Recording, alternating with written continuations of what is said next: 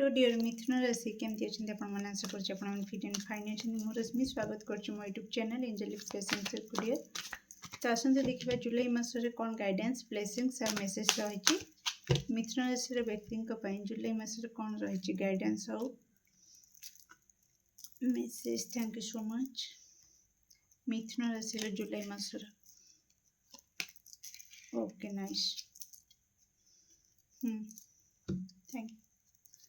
मिथुन राशि जुलाई मासर ब्लेसिंग्स कौन रही। Thank you so much.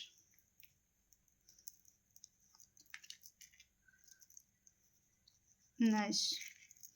मिथुन राशि व्यक्ति जुलाई मासर मेसेज कौन रही। मिथुन राशि व्यक्ति जुलाई मासर मेसेज कौन रही। थैंक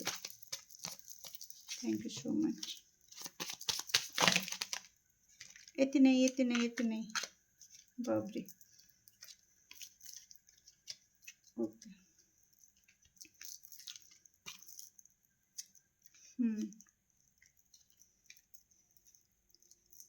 बाबरे एथर बहुत बड़ परिवर्तन सबु राशि बोधे देखा दूची किछि न्यू आरंभ हबार।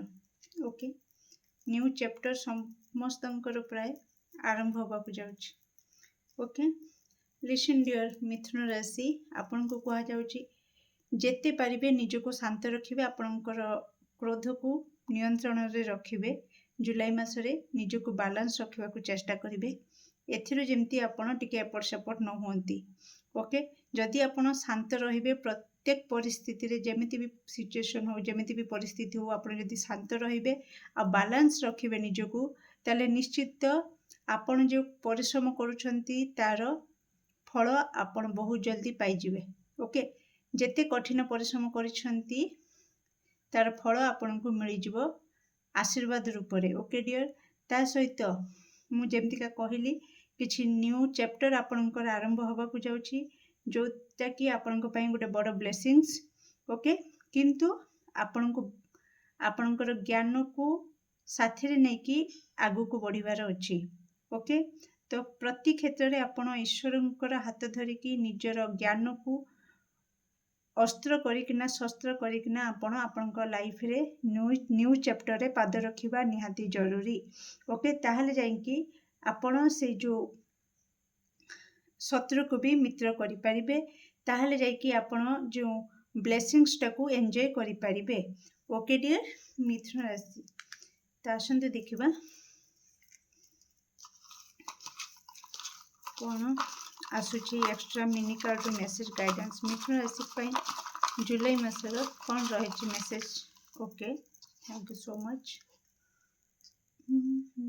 ओ my goodness thank you so much. Thank you very much. मिथुन राशि देखंतु डियर मु कौन कही कि आपण जेते शांत रहिबे जेते निजको बैलेंस रखिबे तो निश्चित आपनको परिश्रम फल आपनको मिलिबो फ्रुटफुल रिजल्ट आपण देखिबे। पूर्वरु जो परिश्रम कठिन परिश्रम करथिले तार फल आपण जुलाई मासरे पाई जिवे। मान सम्मान आपणकर बढ़िबो जुलाई मासरे आपणकर मु कहिथिले आपनको आशीर्वाद मिलिबो ब्लेसिंग्स मिलिबो। ओके किंतु आपनको निज शेडो साइड ऊपर टिके काम करिवार अछि कोन ना निज क्रोध को नियंत्रण करिके रखिवार अछि आ टिके टिके कथारे विचलित होबा निजको बहुत नेगेटिव हे जिबा।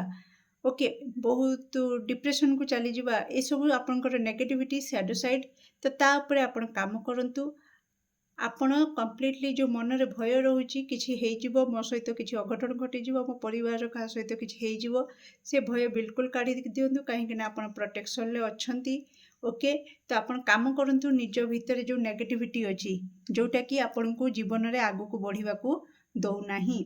तो निश्चित शांत रुहंतु निजको बैलेंस रखंतु बाकी जहाँ भी आपण चाहुचंती सब किछि आपण को मिलिबो मान सम्मान आपणकर परिश्रमर फल सब किछि ईश्वरंकर आशीर्वाद ए सब किछि आपण को मिलिबो। ओके डियर तो ए सब जदि आपण पाइबा को चाहुचंती तो टिके निज नेगेटिविटी ऊपर काम करबा को पड़िबो। ओके डियर केमती लगिला आपनकर ए जुलाई मास रीडिंग निश्चित कमेंट सेक्शन में आपनकर मूल्यवान मत को शेयर करेंगे।